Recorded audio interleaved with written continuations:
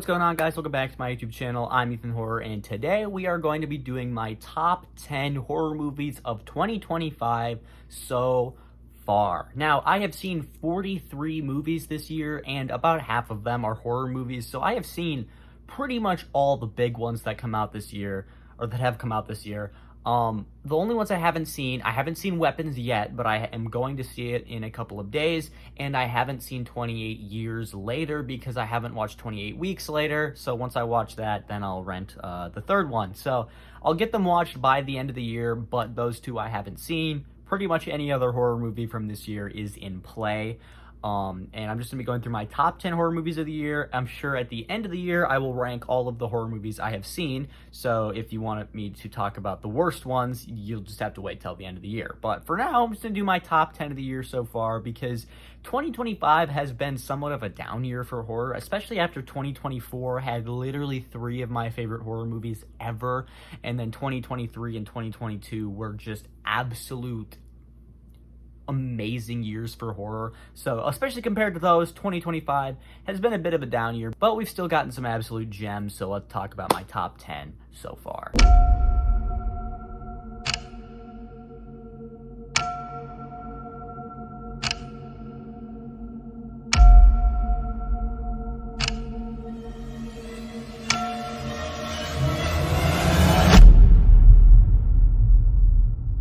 Before we get into the top 10, I have one that I want to shout out, and that is Clown in a Cornfield. I watched this one, and I was very surprised by how much I thought it was alright. I didn't love it.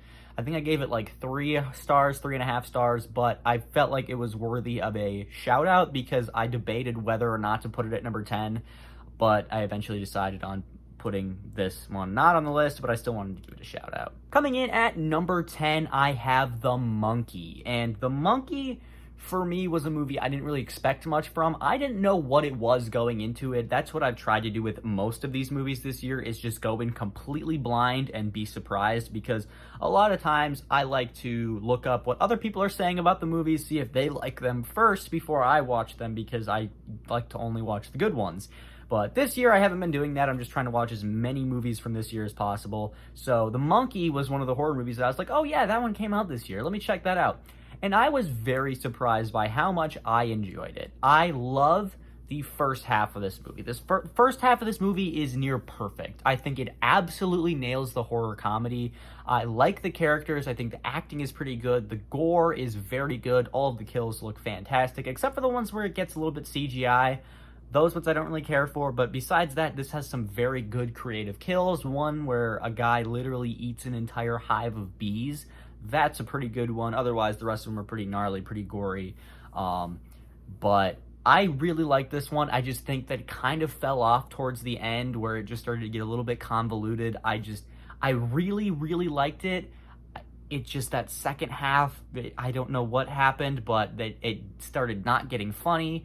It started being a lot more about the plot, and it was just a lot of stuff going on, and a lot of the things that I didn't even like Corey from Halloween Ends, his whole story in this, I don't know why he's even in it. Like, you could cut all of his parts out completely, and it would literally not change the movie. So that part especially I didn't care for, but I liked the kills. I liked how funny it was. It was an overall good concept for a horror movie, but kind of fell off at the end. Coming in at number 9, I have Final Destination Bloodlines. Now, if you haven't seen my Final Destination ranking video, which I'll link to up there, or there, I actually don't know which spot it's on, I think that this is genuinely the best Final Destination movie we have gotten. And granted, I'm not a huge fan of the Final Destination movies as a whole. I think they're all like 3-star movies, except for The Final Destination. That one sucks bad. But this one impressed me because they didn't just go for the same plot formula again.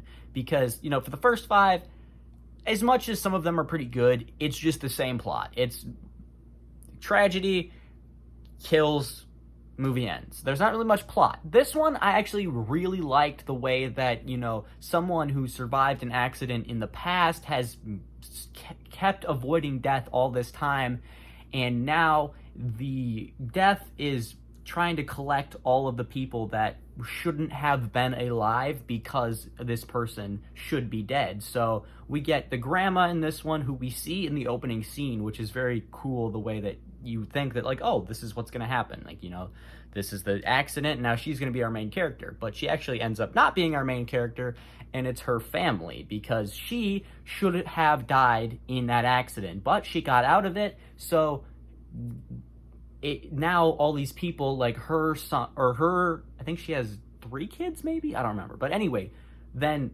her kids have kids, so there's this whole family of people that shouldn't exist because she should have died there. So now death is going down the bloodlines, hence the name, and killing off each and every one of them. And I thought that that was a very cool, unique twist that I wasn't expecting. I was just expecting another Final Destination movie. And the kills are very good. There was a few of them that the CGI just really ruined it for me, but there's still some very, very good ones, some very good sequences in this. I care for almost all of the characters, especially the main 3, the sister and brother and their mom. I hate how the mom gets killed off because it just feels so anticlimactic, but otherwise, fantastic movie. Coming in at number 8, we have a sequel to a horror movie that is not really considered a horror movie itself, and that is M3GAN 2.0. Now, there is so many reasons I could not have it on this list. 1, it's not really a horror movie. 2, it's not really good. But here's the thing. I really, really liked this movie, but that's just because I think that the character of M3GAN is so good, and she's so good in that first movie. Like, literally one of my favorite horror villains, maybe of all time. I loved her in the original film. So just taking her character and putting her into a completely different plot, a completely different genre, which I put it on this list because M3GAN is a horror movie and it's a sequel. It's definitely an action movie, I know that, but just give me some grace here. But M3GAN is just such a great character, and if you just take her out of a different genre and put her in this new movie, it still works because you still get to see M3GAN, who is a very good character, who is fleshed out even more in this one, where I personally didn't really want to see M3GAN as a good guy. I preferred to see her more as the villain that we saw in the first movie, but seeing her as a hero in this one and kind of really showing off her bond with Katie, I really, really liked that. It's just everything around M3GAN was a great movie, but there is some gripes I have with it. The human characters aren't super interesting, especially, what's the main girl's name? Her boyfriend. I saw that coming a mile away that he was the villain. I literally called it in, like, his 3rd scene. And it wasn't even like, I was like, huh, he's definitely the villain. I was like, if there's a twist villain, it's that guy. Because I didn't know if there was a twist villain at that point. I still thought that the other android was still the villain. And by the way, the other android, Amelia, the entire time I was like, I swear I would know if Elizabeth Olsen is in this movie, because I love Elizabeth Olsen. She's my favorite actress. I was like, I would know if she's in this movie. Why does Amelia look so much like her? It's not Elizabeth Olsen, but I really thought it was. I was genuinely questioning myself. Coming in at number 7, we have a little film that honestly not enough people have heard about that I really want to suggest to people.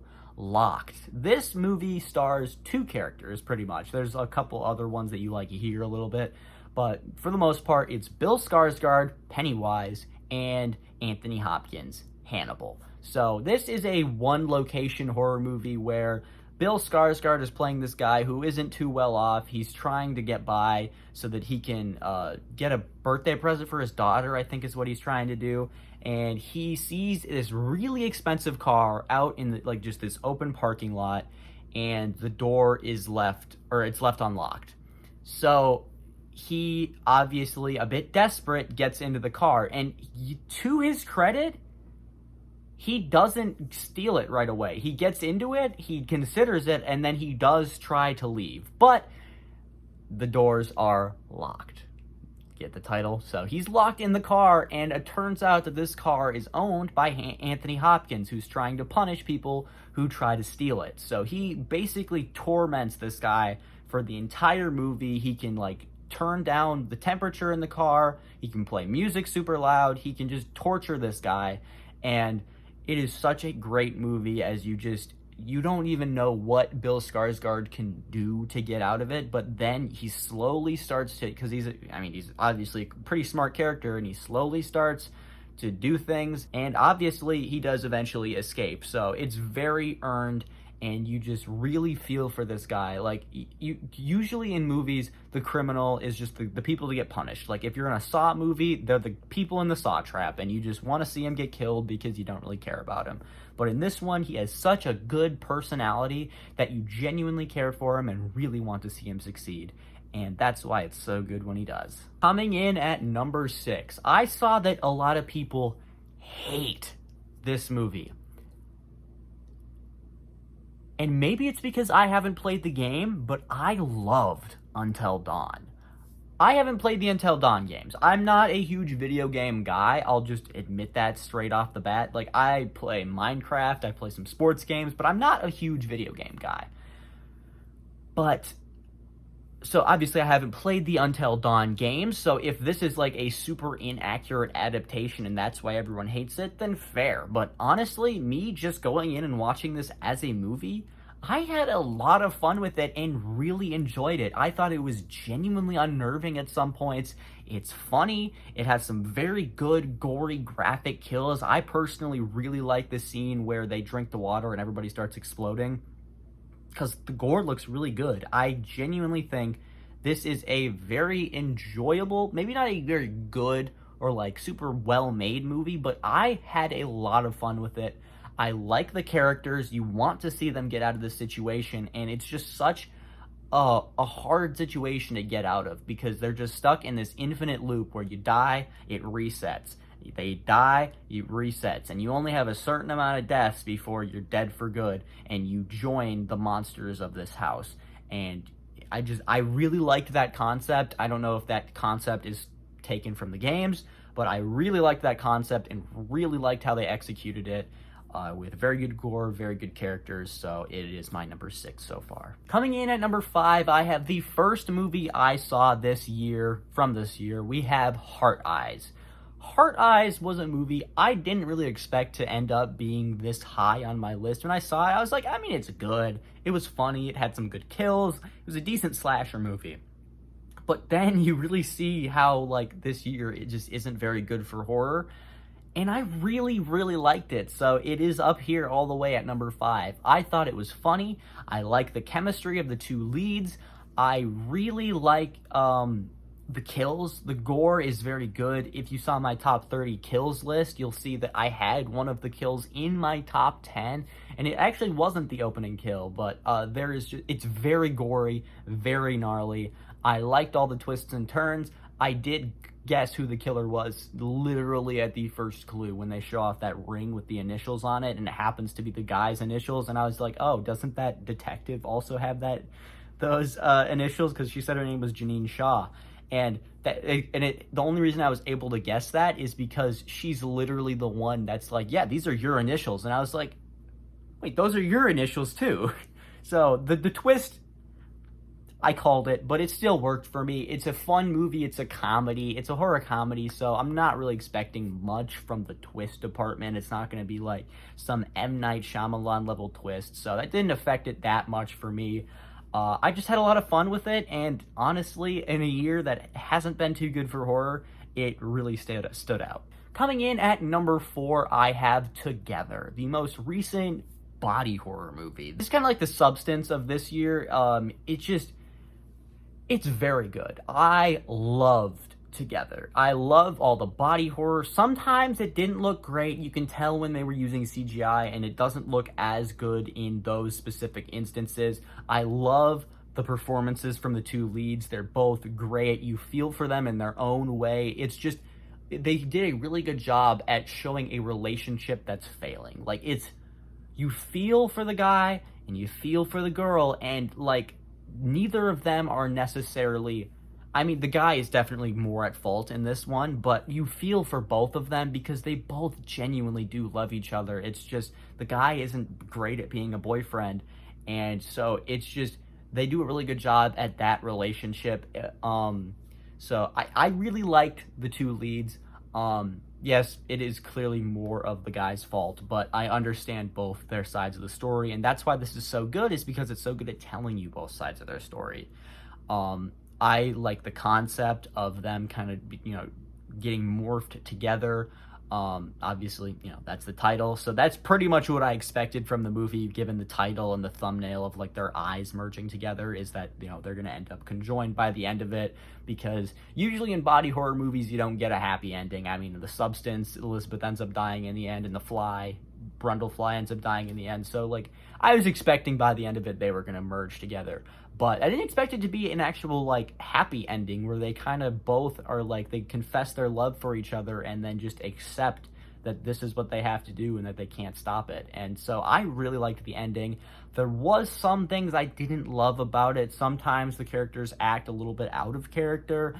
As I said, some of the CGI doesn't look too great. And then that other teacher character who is just, like, revealed to have been another victim of this, I don't like how he just kind of turns into a twist villain in the end. That was probably the main complaint I had for the movie, but overall, incredible. Coming in at number 3, we have another horror movie that a lot of people have hated on, but I love it. Drop. Now, this is probably coming from the fact that I love Christopher Landon as a filmmaker. I love basically every movie he's made. He made the Happy Death Day movies and Freaky, which is one of my favorite movies ever. I love Freaky so much. And he made a couple of the Paranormal Activity sequels. So obviously he makes movies that I really enjoy. And that is because he's so good at nailing horror, comedy, and a little bit of emotion. And so you get all three of that in Drop, just like you do in Happy Death Day and Freaky, where you have those big emotional scenes that fit perfectly into the horror comedy aspect. And I think Drop does that just as good, maybe a little bit less good actually than they do in Freaky or Happy Death Day. I still really love Drop, but I just don't love them as much as Happy Death Day and Freaky. But I still really like this movie. You get the comedy. I think a lot of the comedic parts really work for me. A lot of the horror stuff really works for me. There are some things where it's like that. He's not much of a threat, the killer. He's not much of a threat. Like, he's just kind of a wuss and ends up getting killed pretty easily. But just, it's so terrifying how, like, there's so many things that she could do. She's in a crowded place. There's so many people here that she can talk to, but she can't because otherwise her son will get killed. And especially the awkwardness of all the things that she's trying to explain to her date, because you really want them to get together because there's been these huge scenes where they talk to each other and confess how they really feel. So you really want them to get together, and it sucks when she has to do all these things where, like, he's telling her, like, you have to sneak into his bag, so she has to, like, get him to go away so that she can get into his bag just so that she can save her son. Is it a son? I don't remember if it's a son or a daughter. Either way, her child. But I think the performances are great, the horror's great, the emotional value is great, it's funny, it's everything that Christopher Landon's movies are, so it's my number 3 of the year. Coming in at number 2 is most people's number 1, Sinners. Now, I love Sinners. I think it is amazing. It is an incredible film, one of my favorite of the year, but my number 1 is my favorite of the year so far, so I have to put Sinners at 2. Now, I think Sinners is fantastic. The performances are great. It has a great twist with the vampires. I love pretty much everything it does. The only complaint I have for Sinners is that I think it is very, very derivative of From Dusk Till Dawn. And now, that is the point. That is the whole point. But for me, I would have really, really preferred had it just kind of told it's like the baseline plot where, you get the first half where it's kind of just an adventure movie and stuff's happening, you get criminals, you get all that. And then you get the midway twist with the vampires. And I just think that that's very derivative from Dusk Till Dawn. And again, that's the point. But for me, that is the one little thing that I can say that is, I guess, somewhat of a defense for not having it at number 1. It's great. It's amazing. It is literally one of the best movies I have seen in recent years. But I had to think of, why isn't it at number 1? And that's my one teeny little nitpick. But number one is Companion. And now Companion is at number one because I think it is a amazing movie with amazing performances, just like Sinners.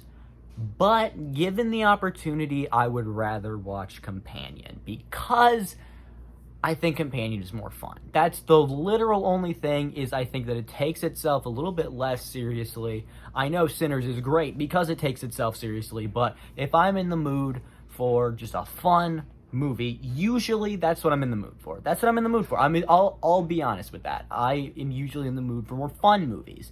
And Companion is that, but it also has some very good, deep thematic elements that are not necessarily, like, buried deep. You don't have to dig very far to find these themes, but I really, really enjoyed Companion just as a movie, and then when I stopped and just thought about all of the themes that were in this movie and were hidden in the background, I loved it even more. I love the performances. Iris is one of my favorite characters this year. I just...